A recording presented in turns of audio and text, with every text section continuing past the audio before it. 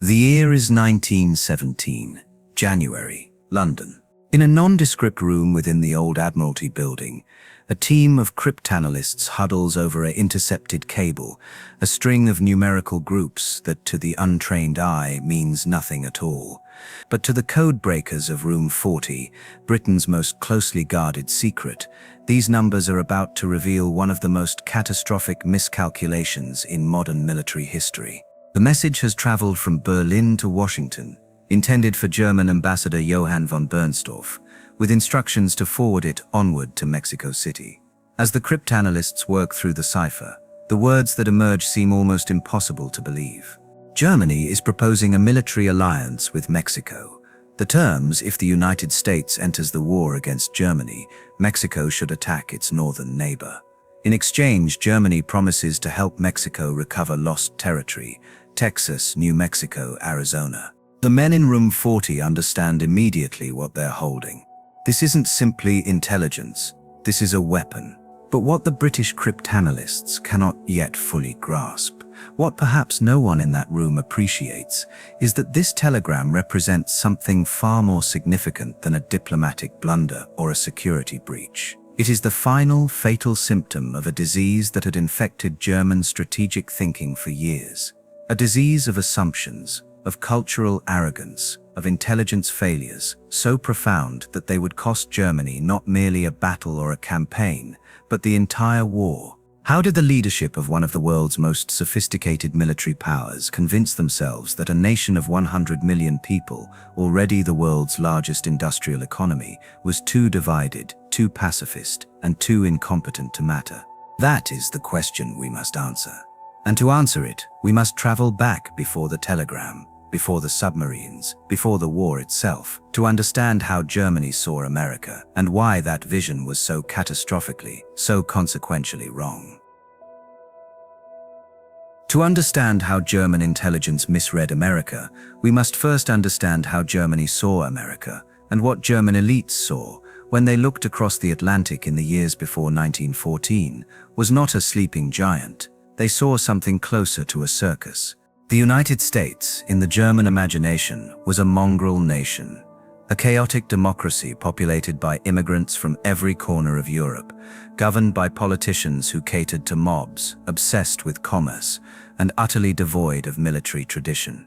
Where Germany had Kultur, that untranslatable combination of high culture, philosophical depth, and martial discipline, America had department stores and yellow journalism. Kaiser Wilhelm II embodied this contempt. In private correspondence and diplomatic conversations, the Kaiser repeatedly dismissed American democracy as hopelessly inefficient, American society as materialistic and spiritually shallow, American military capacity as essentially non-existent. America, he reportedly remarked, is a country of dollar chasers. This was not merely royal prejudice.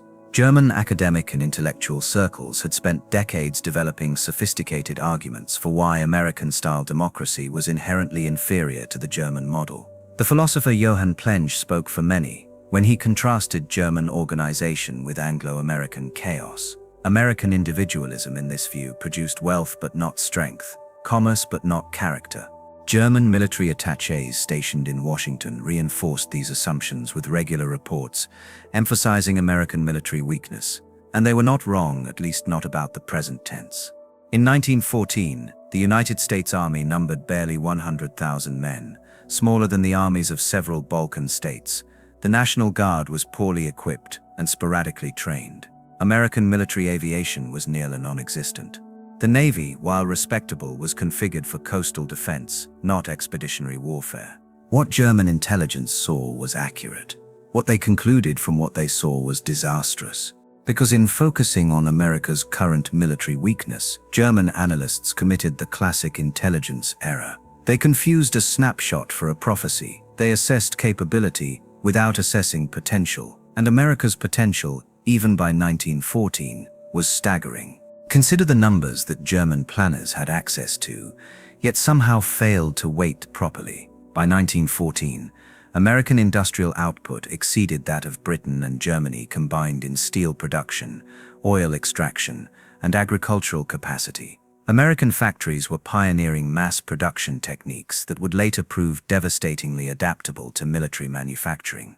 The American population, 100 million and growing, represented a reservoir of manpower that dwarfed anything Germany could field without conscripting the elderly and the young. But numbers, apparently, were not enough to shake the conviction that Americans simply weren't the fighting type. This assumption rested on a particular reading of American character that mistook deliberation for weakness and diversity for division. Americans, German analysts believed, were too comfortable, too heterogeneous, too democratic to sustain the sacrifices that modern warfare demanded.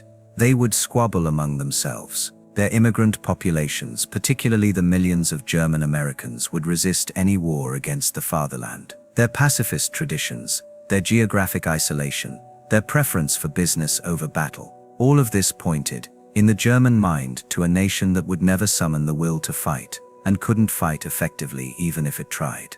Not everyone in the German government shared this comfortable delusion. Johann Heinrich von Bernstorff, Germany's ambassador to the United States, understood America far better than his superiors in Berlin. A sophisticated diplomat who had spent years cultivating relationships in Washington, Bernstorff watched with growing alarm as German policies pushed American opinion toward intervention. His cables back to the foreign ministry grew increasingly urgent. American neutrality was not guaranteed. American patience had limits. American industrial capacity, once mobilized, could prove decisive. These warnings fell on unreceptive ears. This was not simply a matter of Bernstorff being ignored. It was something more systemic, more insidious. Intelligence organizations exist, theoretically, to provide decision-makers with accurate information about the world. But in practice, intelligence that contradicts established policy is often unwelcome intelligence.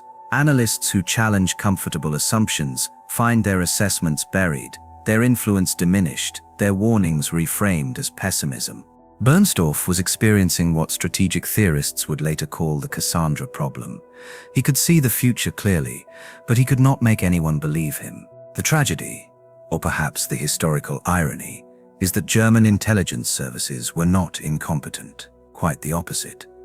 German military intelligence, the Abteilung 3B, was technically sophisticated, well-funded, and operationally capable. German agents operated throughout the United States, gathering information on industrial capacity, political movements, and military preparations. Germany had one of the world's most advanced cryptographic services and a long tradition of professional intelligence work. The failure was not in gathering information. The failure was in interpretation. The failure was in allowing cultural assumptions and political preferences to override evidence. The failure was in telling leaders what they wanted to hear rather than what they needed to know. And that failure was about to be tested in the most consequential way imaginable, because Germany was preparing to make a decision that would bet the entire war on the assumption that America didn't matter. By late 1916, the war had ground into a bloody stalemate. The Western Front had become a charnel house, consuming hundreds of thousands of lives for gains measured in yards. The British naval blockade was slowly strangling Germany, squeezing the civilian population, straining the war economy, breeding desperation in Berlin. Germany needed a way out, and the German Navy believed it had found one. The submarine, the U-boat. Germany's undersea fleet had already demonstrated its capacity to sink Allied shipping at alarming rates. But international law and fear of American reaction had imposed constraints. German submarines were required to surface warn merchant vessels, allow crews to evacuate before sinking their ships. These restrictions limited effectiveness. They allowed convoys to form, defenses to adapt, supplies to continue flowing to Britain. What if those restrictions were removed? In December 1916, Admiral Henning von Holzendorf, chief of the German Admiralty Staff, presented his superiors with a memorandum that would shape the fate of nations. The document was a masterpiece of confident miscalculation, every assumption plausible, every conclusion wrong. Holzendorf's argument proceeded with mathematical precision. Britain depended on imported food and raw materials. If Germany could sink 600,000 tons of shipping per month, Britain would be forced to sue for peace within 5 months before the 1917 harvest, before American intervention could matter, before Germany's own resources gave out. The numbers were impressive, the logic was seductive, and buried within the analysis was a critical assumption. Even if unrestricted submarine warfare brought America into the war, it wouldn't matter. Why? Because American mobilization would take too long. American troops would have to be raised, trained, equipped, and transported across 3,000 miles of ocean, an ocean now swarming with German submarines. By the time American forces arrived in meaningful numbers, Holzendorf assured his readers, Britain would already have collapsed. The war would be over. This was the bet. This was the gamble. Stake everything on the submarines. Accept American belligerence as a cost of doing business. Win the war before American power could be brought to bear. Not everyone in the German government accepted this reasoning. Chancellor Theobald von Bethmann-Hollweg understood what the admirals did not, that American entry might not merely prolong the war, but fundamentally transform it.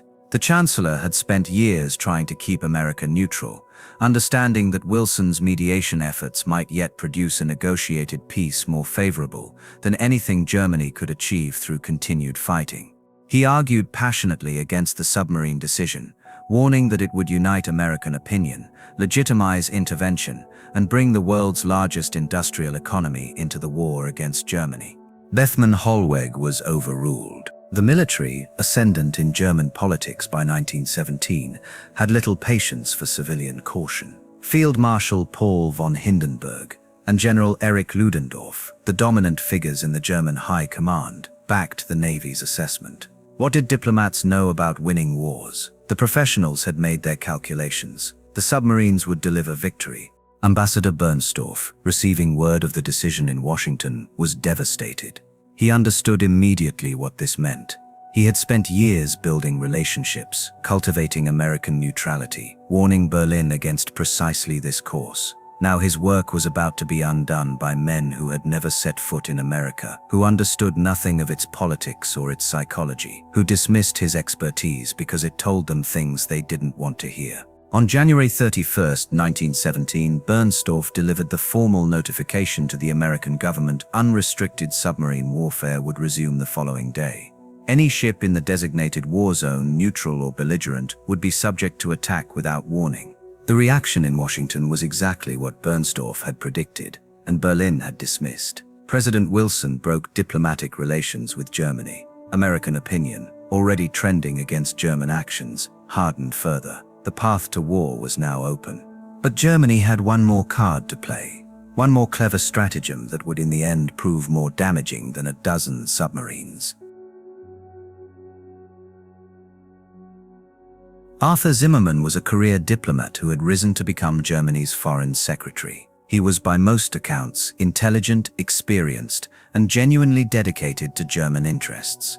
He was also about to commit one of the most spectacular own goals in diplomatic history. Zimmermann's thinking proceeded from reasonable premises to an unreasonable conclusion.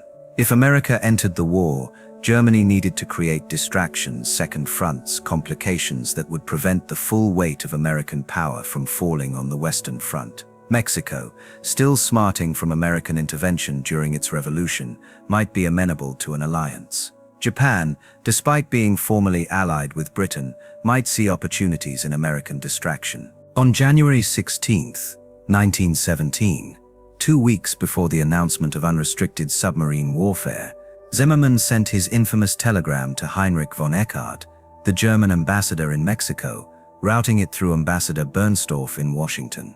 The instructions propose an alliance should America enter the war.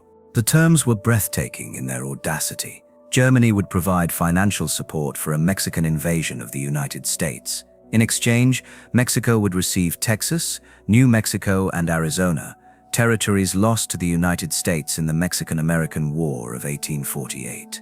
Mexico was also encouraged to approach Japan about joining the alliance. Leave aside for a moment the military absurdity of the proposal. Mexico in 1917 was racked by civil war, its economy in ruins, its military in no condition to invade anyone. The notion that Mexico could reconquer the American Southwest while the United States was mobilizing for European war belonged to the realm of fantasy. The real question is, what did Zimmermann think would happen when Americans found out? Perhaps he assumed they never would. But this assumption reflected another intelligence failure, the failure to recognize that German communications were compromised. British codebreakers in Room 40 had been reading German diplomatic traffic for years. The Zimmermann telegram was intercepted, decoded, and in British hands within days of its transmission. The British faced a delicate problem. They wanted to use the telegram to push America into the war, but they couldn't reveal that they had broken German codes. The solution was elegant. British agents obtained another copy of the telegram from the Mexican Telegraph Office, creating a plausible cover story for how the message had been discovered. On February 24th, the British handed the decoded telegram to Walter Hines Page, the American ambassador in London. Page, stunned by its contents, forwarded it immediately to Washington. President Wilson authorized its release to the press on March 1st, 1917. The reaction exceeded anything the British could have hoped for. American newspapers erupted in outrage. Here was proof, undeniable proof, that Germany was plotting against American territory, conspiring with foreign powers to dismember the United States. The submarines were an ocean away, an abstraction. The Zimmermann telegram was personal. It was territorial. It was an attack on American soil itself. And then Arthur Zimmermann made it worse. When reporters asked him about the telegram, Zimmermann could have denied it. He could have claimed it was a British forgery. Many Americans were inclined to suspect British propaganda.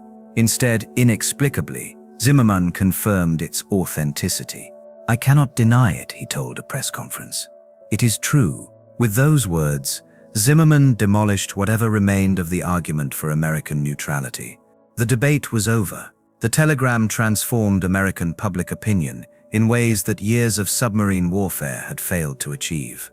On April 2nd, 1917, President Wilson addressed Congress to request a declaration of war. "The world must be made safe for democracy," he declared. 4 days later, Congress voted. The margin was overwhelming. 82-96 in the Senate, 373-50 in the House. Germany had bet that America wouldn't fight. Germany had lost. The German calculation had rested on a simple premise. Even if America entered the war, it would take too long to mobilize, too long to train troops, too long to transport them across the Atlantic. The war would be over before American strength could become decisive. This was not an unreasonable assessment of American military capacity, as it existed in April 1917. The United States Army remained small, poorly equipped, and largely inexperienced.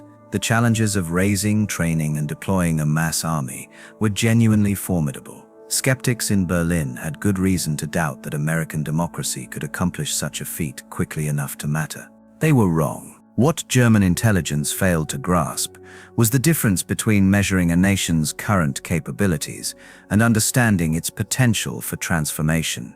America in 1917 was not simply a country with a small army. It was a continent-spanning industrial powerhouse with a tradition of rapid mobilization stretching back to the Civil War, when the Union had raised and equipped armies of unprecedented size within months. The Selective Service Act, passed in May 1917, authorized the conscription of millions.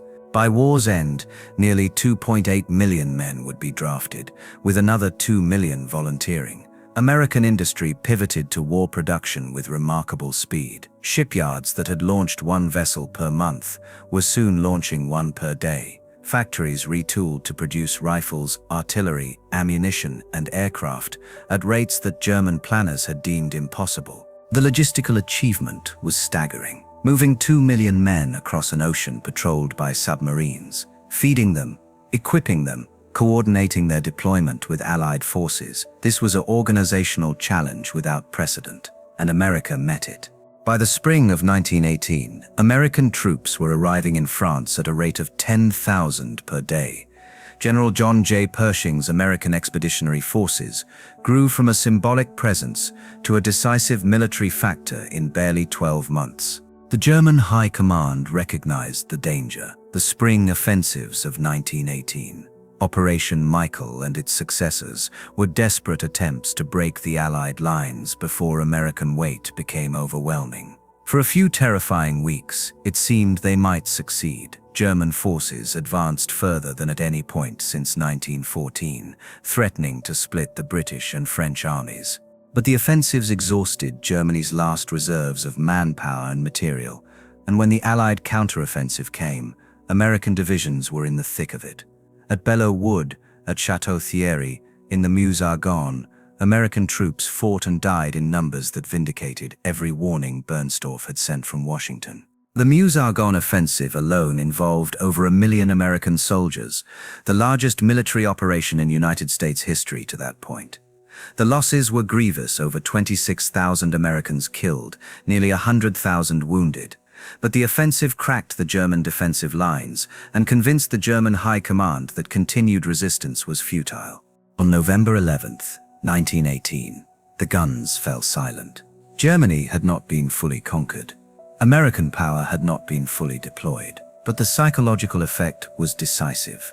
German leaders understood that time was no longer on their side. Every month brought more American troops, more American equipment, more American industrial capacity to bear.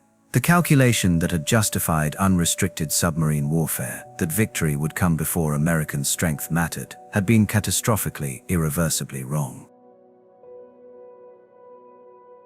In the aftermath of defeat, there would be no shortage of explanations, excuses, rationalizations. The stab-in-the-back myth would blame civilians, socialists, Jews, anyone but the military leadership whose decisions had brought catastrophe.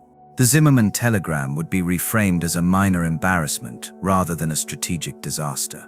The decision for unrestricted submarine warfare would be defended as necessary even if unsuccessful. But for those willing to look honestly at the record, the lesson was clear. Germany had lost the war, in significant part because its leadership had fundamentally misunderstood the United States of America. This was not a failure of information. German intelligence services had access to the relevant data, American industrial statistics, American demographic trends, American political developments. The information was available. The failure was in interpretation. The failure was in allowing cultural assumptions to override evidence, in dismissing warnings that contradicted comfortable beliefs, in confusing present weakness with permanent incapacity.